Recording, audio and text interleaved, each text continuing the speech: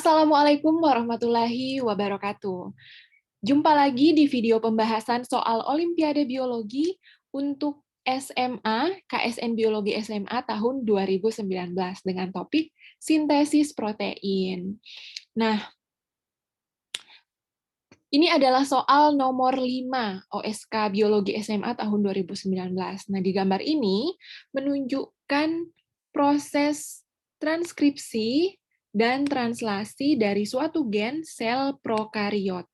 Nah, ini adalah karakteristik penting yang membedakan antara sel prokariot dan eukariot. Jadi pada prokariot, karena tidak mempunyai inti sel, maka proses transkripsi dan translasinya bisa terjadi secara bersamaan.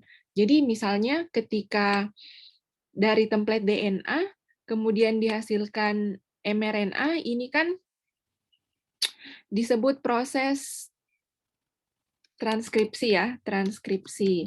Nah, ketika mRNA-nya sedang diproduksi, ini masih berjalan prosesnya, ribosom itu sudah masuk dan memulai proses translasi. Jadi yang ini adalah proses translasi. Nah, berbeda dengan eukariot. Nah, eukariot untuk transkripsi terjadi di nukleus, lalu dihasilkan mRNA. mRNA lalu diproses, lalu dikirim ke sitoplasma untuk menjalani proses selanjutnya, yaitu proses translasi. Jadi, kalau untuk eukariot, berbeda waktunya ya, transkripsi dulu, setelah transkripsi baru kemudian bisa dimulai translasi.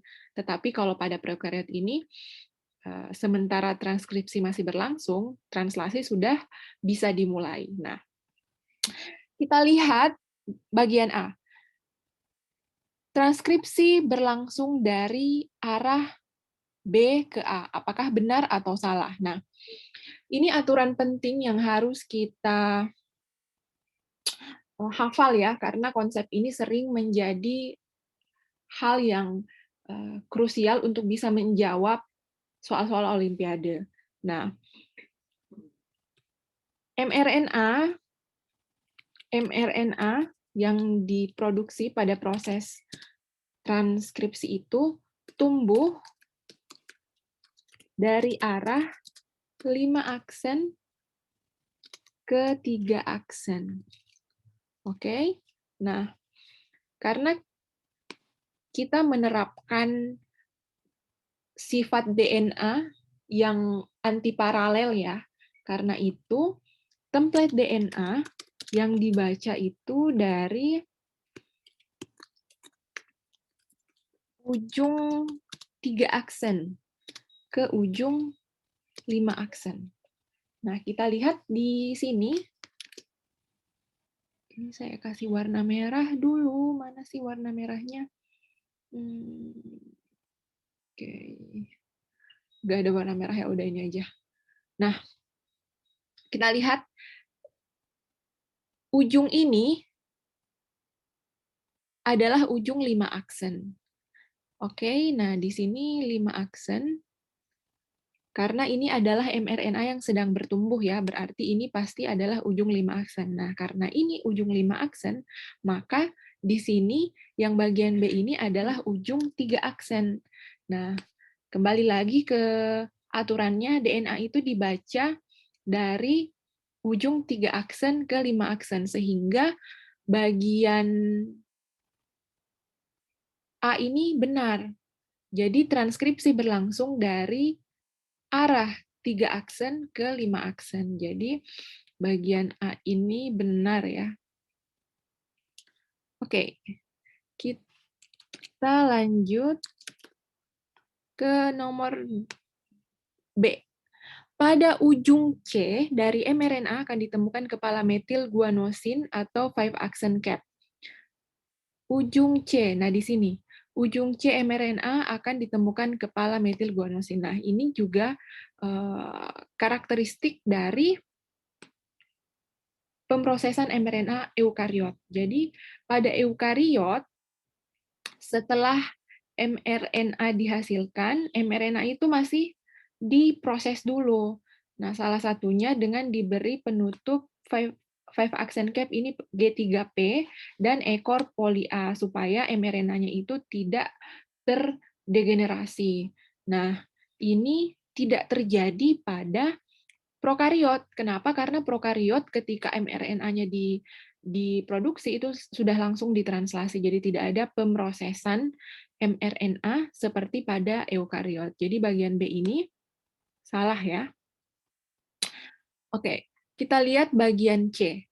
Polipeptida yang sedang disintesis pada ribosom D itu lebih panjang daripada polipeptida yang sedang disintesis pada ribosom E. Nah, kita lihat proses translasi di sini arahnya dari mana ke mana. mRNA tumbuh dari arah 5 aksen ke 3 aksen, ini 5 aksen, berarti ini juga 5 aksen ya, mRNA ujung 5 aksen. Nah, pada proses translasi, ribosom masuk melalui ujung 5 aksen. Jadi, arah translasi itu dari sini, dari ujung 5 aksen, ribosom bergerak ke ujung 3 aksen. Nah, artinya apa? Ini proses membacanya masih pendek, sedangkan yang bagian ini sudah lebih panjang perjalanan membaca mRNA-nya. Artinya, polipeptida bagian E ini lebih panjang dan bagian D ini lebih pendek. Oke, maka bagian C juga salah. Seharusnya ribosom polipeptida yang sedang disintesis pada ribosom D ini lebih pendek daripada polipeptida yang sedang disintesis pada ribosom E. Oke, nah selanjutnya di bagian D. RNA polimerase yang terlibat pada gambar di atas juga dapat mentranskripsi RNA dan tRNA. Apakah RNA polimerase yang memproduksi mRNA dapat mentranskripsi rRNA dan tRNA juga? Jawabannya ya, jadi benar ya. RNA polimerase yang memproduksi mRNA juga dapat memproduksi rRNA dan tRNA. Oke, semoga dipahami pembahasan untuk soal nomor 5 ini. Jadi, penting untuk dipahami secara detail tentang proses sintesis protein, khususnya arah ya. Jadi, mRNA itu tumbuh dari arah mana ke arah mana, kemudian template DNA-nya dibaca dari arah mana ke arah mana. Kemudian proses translasi juga, bagaimana detail dari proses translasi, mulai dari inisiasi, elongasi, dan terminasi.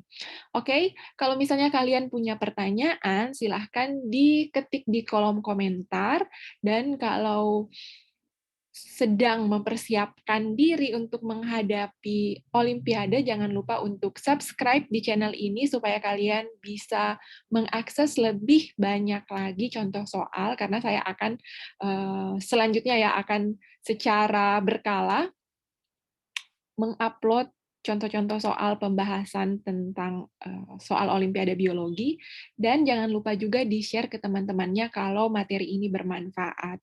Sampai jumpa di video selanjutnya. Wassalamualaikum warahmatullahi wabarakatuh.